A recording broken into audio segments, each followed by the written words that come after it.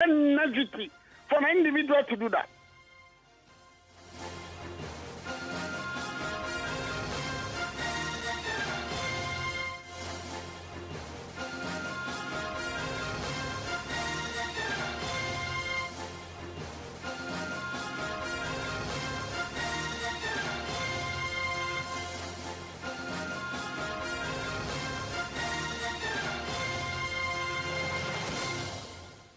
And Top Story is always brought to you by Gasem Cement, the nation builder. It's also brought to you by Belacqua Mineral Water.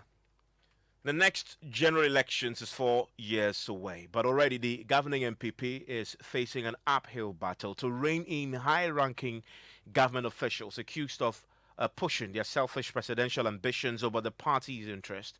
John News' length of a meeting where President Akufo-Addo gave a stern warning laying out consequences for members of his government promoting their personal ambitions at the expense of government agenda. Both the Vice President, Dr. Mahamudu Bawumia, and Trade Minister Alan Kyerematen, we understand, have been placed on notice.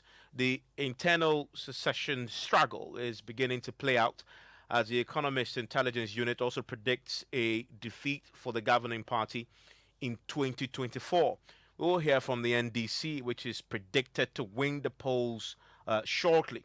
But first, listen to MPP National Chairman Freddie Blay laying out his expectation that both Vice President Bawumia and Mr. Kyerematen will issue definitive statements on their presidential ambitions. It has the tendency to distract from what the president is doing in terms of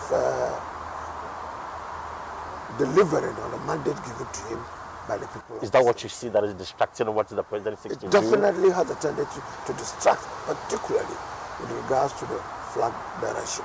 In the sense that a lot of the people who may be interested, or individuals who may be interested, naturally so, they come from his cabinet. Maybe those who are appointees who should be working to execute policies and programs of his government. And they may spend more time, they may be more focused on nurturing, on nursing their ambition towards the flag bearership. That's where I would say it's extremely negative and destructive. And therefore, the party frowns on that. Okay. So would you suggest to the president, those within his cabinet who are lacing their boots now, which is distorting the activities of government, should we them out of his government? The president has already run around talked to many of them. But we know Alan Kyerematen is still there, the vice president is still there. None of them have already expressed their interest. We've seen posters of Alan Kyerematen on social media. We've seen that of the vice president, Dr. Mahamudu Bawumia. They might not be the individuals who have put those posters up. But do you expect them to issue a statement to their followers? They will to desist from doing that? Definitely they will do that, I believe. They should do that, or they will do that? I believe they will do that. I will expect them to do that as well. And that includes the vice president and Alan Kyerematen, the trade and industry minister. The vice president and I believe Alan Kyerematen also have not come out openly to distract from what government is doing. Yeah, but as I mentioned, there are posters on social media, activities. We discussed that yesterday. And so far as we know, many of them, most of them, have not sanctioned or put up posters by themselves. But you expect them to at least ask the followers to desist from such practice? I believe that should be the case. So you had the MPP National Chairman Freddie Blay clearly stating his expectation that both Dr. Bawumia and Alan Kyerematen will issue statements reining in their sympathizers. Well, his Deputy General Secretary, Nana Obribwahin, disagrees. He says it will be politically suicidal for the prospective aspirants to take the national chairman's advice. But when you have some individuals advancing an intention to contest, what is wrong about that? Early in the morning, you find posters of Alan Kyerematen or Dr. Bawumia or Joe Gate or Canadian Japan, Boache Jakon, Kofi Preku, Brana Champon, Ayukwe Otu. Name them, splashed all over. What is wrong about that? Even did you find those who pasted those posters Are they also members of the NPP? But realistically, do you think that it will also be prudent and reasonable for Dr. Baumia to come out, for Lancha Martin to come out and say that, my sympathizers, please don't go out pasting posts. Do you think politics is suicidal? It will be exhibition of political naivety for an individual to do that. Well, I mean, this internal MPP secession struggle and talk is happening around a time when the EIU, last week, the Economic Intelligence Unit, predicts that the NPP will actually lose the 2024 elections to the NDC. But they put in a caveat themselves that that victory depends on the NDC putting up a fresh face other than John Dramani Mahama. Already we are hearing from some members on the NDC side in Parliament who are already pushing, gunning quite strongly for John Mahama to return and be on the ticket for them. So the two parties already with 4 years still to go, already clearly the battle for that contest is already playing out quite strongly. If you haven't heard the arguments put forward in the Economics Intelligence Unit, this is it. The Economic Intelligence Unit says with a thin majority, the Akufo-Addo administration will require all of its MPs to vote for the party in order to push through signature policies. It says holding a majority in parliament gives the NPP an advantage in pursuing its legislative agenda. The EIU says with the speaker's role secured, the NDC could potentially withhold parliamentary assent for major policies, leading Mr. Akufo-Addo's administration into concessions and compromises with the NDC. The report predicts a win for the NDC in the 2024 presidential elections with a majority win in Parliament. The Economic Intelligence Unit also says the 2020 NDC presidential candidate John Mahama is reportedly considering whether to run again, but it expects the NDC to, quote, seek to revitalize its prospects with a fresh candidate, unquote. Well, that last suggestion there by the Economics Intelligence Unit has received some mixed reactions in Parliament amongst the NDC ranks. Whereas the MPP itself is deep talking and meeting over dealing with the secession agenda and prevent people from openly campaigning to distract from the party's and government's agenda in the next 4 years. The MPP, the NDC, we're also beginning to learn, is there talks already about whether or not the John Mahama should resurface as the face of the party. On the back of this prediction, I want you to listen to the NDC MP for Ashaman, Ernest Nogbe, who agrees with the prediction from the EIU that a party will win the 2024 elections, but disagrees that it's only when they have a fresh face. He says his money is still firmly on John Mahama. John Mahama has been in the system for a very long time. We are now going to introduce a new candidate who will be competing with a government that is in power, though their candidate may also be new. We need to just ride on the shoulders of John Dramani Mahama being in the system for a very long time, being marketed already. And he has the capacity and the worthwhile to unseat or to win power for us in 2024.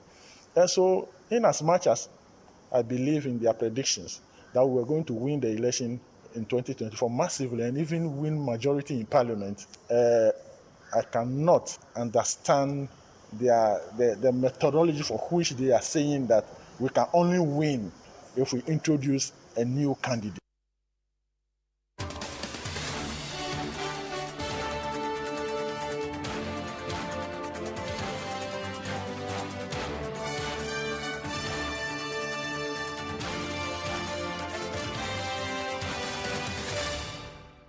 Well, as I speak, executives of the NPP are touring the country right now, meeting with executives who are part of the stock-taking agenda. Joining me on the telephone line right now is the national organizer, Sami Wuku, who is on the telephone line with me right now. Mr. Wuku, thank you for your time here on Top Story. Also joining me tonight, we'll get Mr. Samuel Oku shortly, his attention to this. Also joining me is the Deputy General Secretary of the NDC, Peter Boamo Tokono. Mr. Tokono, thank you for your time. Thanks for having me, Ivan. Great. I mean, so we saw the details of the EIU report over the weekend. It has been analyzed. What's the party's reaction to it? Well, first of all, we think that the EIU report has not proven credible over the years. So it is not any report that we would hold very high in esteem, especially as most of their research outcomes or their reports is not based on scientific research, but rather ostensibly based on conjecture. So if it is conjecture by an individual who will sit and look at things that we already know, recount them, and make such conclusions, then the weight, the credibility, or the gravitas, the contribution that it will make to political strategy will be very, very minimal. And for that matter, I think that it is not anything to go by. Everybody in this country knows that President Akufo-Addo didn't win the 2020 elections. We know the MPP didn't win majority in parliament, contrary to the earlier prediction of the EIU in 2020. So if they come up with this prediction, it is just riding on the back of the fact that the reality, evaded them or eluded them in 2020. And for that matter, let's make a prediction for NDC in 2024.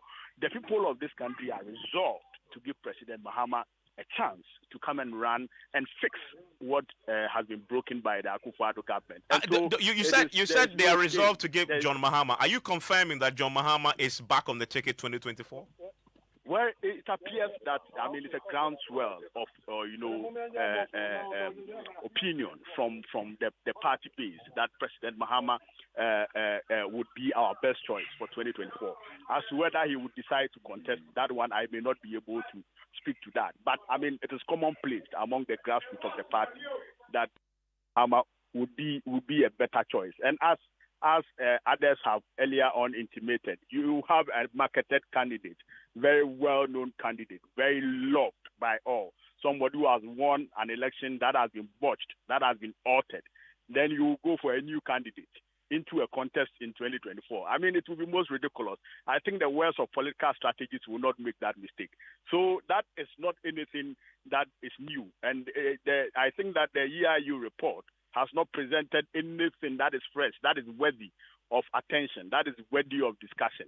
Because we know, and we are very optimistic, and we are resolved in our way forward, and how we are going to deliver 2024 for the NDC and the people of this country.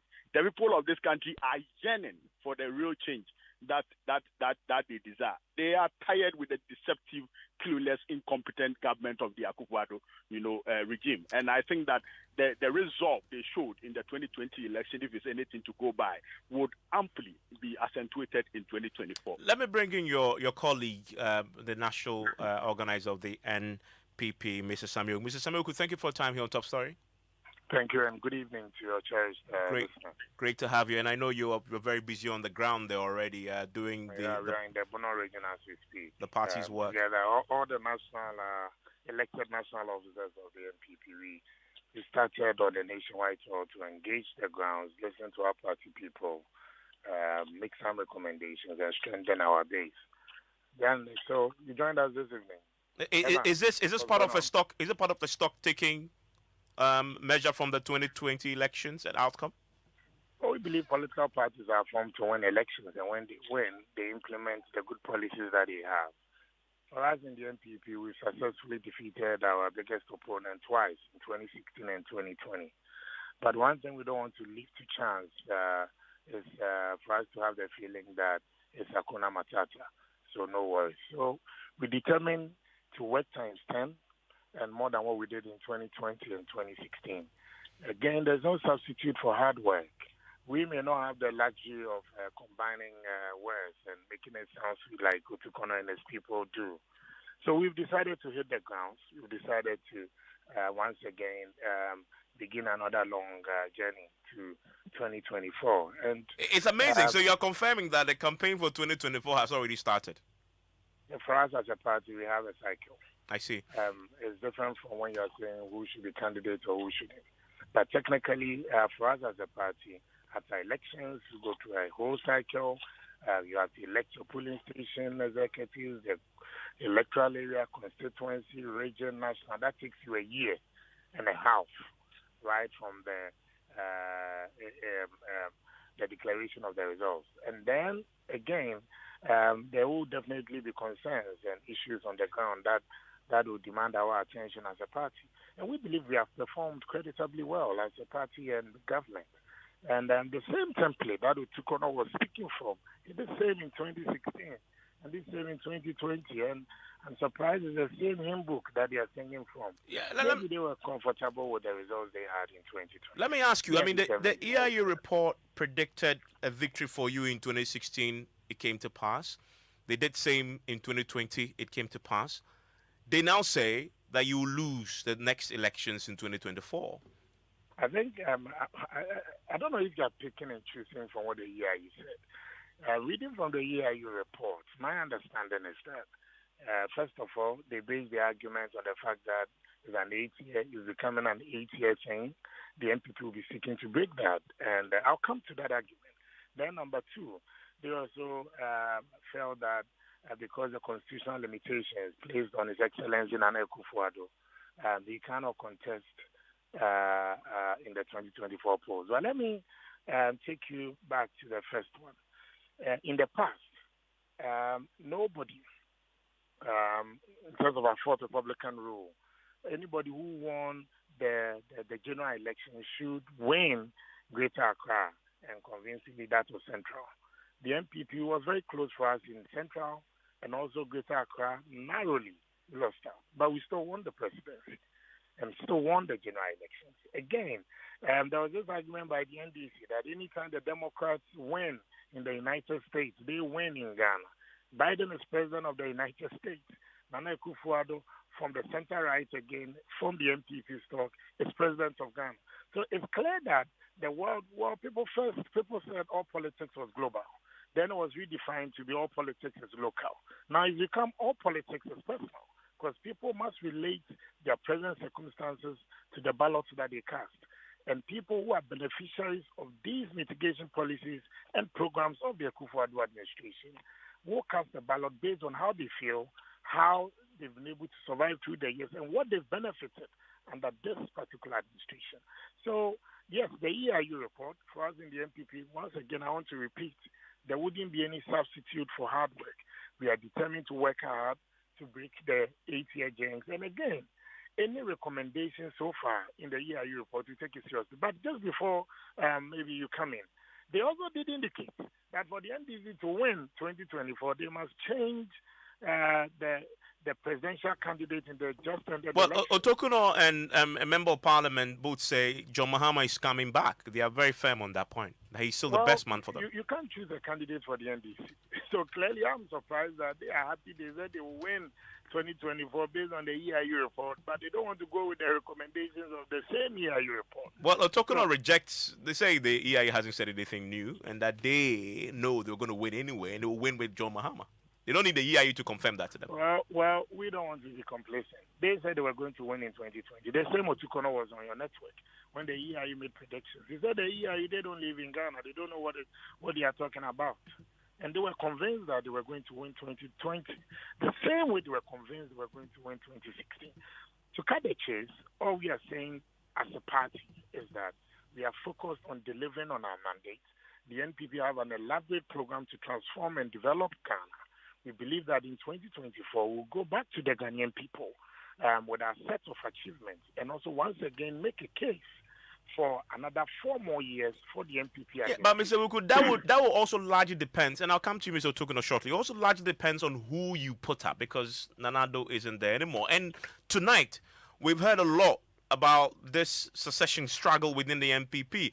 The national chairman says, Alan Chairman-Ting and, the vice president and others should issue a statement clearly if the plausible deniability we're hearing about the campaigns, we are not behind it, is indeed what it is. They should issue a statement clearly distancing themselves from it. Your General Secretary, Mr. Bibwahe, is also saying that will be political suicidal for them to take your national chairman's advice. Clearly, all isn't well within your ranks on this particular matter, is it? I don't think there is any confusion at all. Currently, as I speak to you, I'm with the national chairman of the party. As I told you, on our own nationwide tour, we are also engaging our party folks and to this president, we have even open nominations. Yeah, but already a campaign is happening. You can't stop someone from saying that, oh, when nominations are open, I will support Mr. A or Mr. B. All we are saying is they should manage these issues on the ground. It is not new to us, but in the past, it wasn't helpful to us in 2007. That is why the national chairman and the leadership of the party is also making this appeal and clarion call on would-be aspirants or interested candidates that it's not the time yet. We've begun a whole new cycle to get our party machinery revitalized and oiled and poised to deliver another victory. But for these candidates that you've spoken about, I am yet to meet any of them who has told me that he's going to be on the ballot in 2024. But you also will have supporters. You know, this whole thing, maybe Evans, someday when you leave the studios of Joy FM and decide to contest within a political party for a position. That will never happen, by the way. Well, I've heard people say it will never happen before. But it's a whole industry. That's all I'm saying. It's a whole industry. So people will, even when you are not interested, they'll come and encourage you to contest. And so for those people, they feel that, oh, once this Mr. A or Mr. B, Madam C is interested in this, maybe we can start making some arguments here and there. But that does not mean that the party has opened up a full-scale arena for people to come in and contest. Yeah, I mean, I can also tell you for a fact, based on the experiences of the past, the NPP recently amended part of its constitutional provision that indicate that when we have more than 5 aspirants, we have what we will call, quote unquote, a hindering voting, where we limit the number to about 5. As I speak to you, I don't think we're even going to get there. Yeah, but it's too early for us as a party to even have this conversation. Yeah, but it's already happening. I want to bring you Otukono. Mr. Otukono, so it appears that there's some all isn't well within the ranks of the MPP. No matter how Sami Wuku, paints and dices it, we've heard the public, conversations on this already. Is the NDC looking to exploit it? Well, I could understand the frustration of my brother Sami Awuku and how he's engaged in self-massage. What is happening in the MPP is very, very scary, especially for a government that has been given another mandate to rule. And less than 3 months into the mandate, they don't even have their full complement of ministers and appointees, and they are thinking about who would go the next election. The vice president is all over the place with his posters. I mean, across the country, everywhere I've driven to in the past 3 months, I've seen the vice president posters. You have Alan Chamatin's posters coming up. You have a minister of state who was just approved by parliament, albeit through an embattled process. Also declaring intention to contest. I mean, I think that is most bizarre from the governance point of view. But looking at the politics of it, I think that the MPP have a lot of work to do, and they know exactly what to do. But I can foresee, as a political strategist, total disaster for the MPP in the next election. Indeed, it's not as if it will be a new kind of disaster that will be hitting the MPP. They have been in this thing throughout, from the last 4 years heading into this election. I'm sure you remember in 2019 where there were, rumors that somebody would contest President Akufo-Addo, and the kind of fright that greeted, those rumors and the kind of reactions we got from the MPP and all that. So, I mean, I think that there is a very long-haul drama that we are going to see in the MPP. And you're certain with the NDC, nobody's going to come up to contest John Mahama, although you say he's the only man to go? Exactly. I was quickly moving there. Having said that, let me emphasize the point that I have not said on authority that President Mahama is going to contest. I have made the argument that as a political strategist, it will be a no-no. It will be a wrong move for us to come with any other candidate but for President Mahama. I don't know his personal decision whether he's going to contest or not. But again, when you look at the general opinion, the failing of our grassroots, the failing of the people, go beyond the NDC and even move into the middle class, the floating voters, and you would see that there is a loud appeal for President Mahama, to lead this country, especially considering his amazing record when he was president in the past 4 years, compared to the miserable and rather disastrous performance of the Akufo-Addo government. And I think that is what gave the wonderful showing in the 2020 elections. But for this electoral fraud that was perpetrated on the people of this country, I don't think President Akufo-Addo will be calling himself president. Clearly, you can even look at what happened in Parliament. We want simple majority, straightforward. They use brute force. They militarize the election to be able to take that away from us. So we are resolved to correct the wrongs, dot the I. Mr. Oku, very brief. I have 30 seconds, Mr. Oku. But Evans, it's very strange the way you allow Otukono to still go about saying electoral fraud when they had the biggest opportunity in the world to prove electoral fraud malpractices before the Apex Court, and they couldn't. Again, it's also interesting the way you're asking the MPP to take democratic lessons from Otukono and the NDC. It's akin to asking a pastor to take the day's scripture reading from the shrine. The reality of the matter is that for us as a party, we are focused in trying to organize the party base, prepare it for the next elections, which is in 2024. And when the time comes for the party to open up for people to show interest in contesting for the leadership of the party, we will do so. But for then, we are appealing to who be aspirants to manage their bases and also call their supporters to order. I'm grateful that you joined me. That's Samuel Uku there. You had the Deputy General Secretary, in fact, confirming that there's a groundswell of support for John Mahama to come again, and that he personally believes he's the only person who can get the NDC victory. We'll see how that unfolds in the coming days. News Night in 2 minutes. Hey, I say, mix the cement in correct proportional.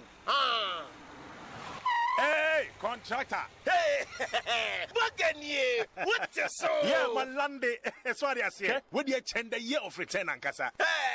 Hey, contractor. A giant wasting year. Hey, what would you make feel it too much? Who project here? My friend Gassem from top to down. You be a Gassem. Hey, yes, solid pa. Hey, you see Gassem, and for supino what do on your quality no quality. Yeah, you see Gassem cement and your pudio womo. One package na on no wahala. Include over 5,000 in your share.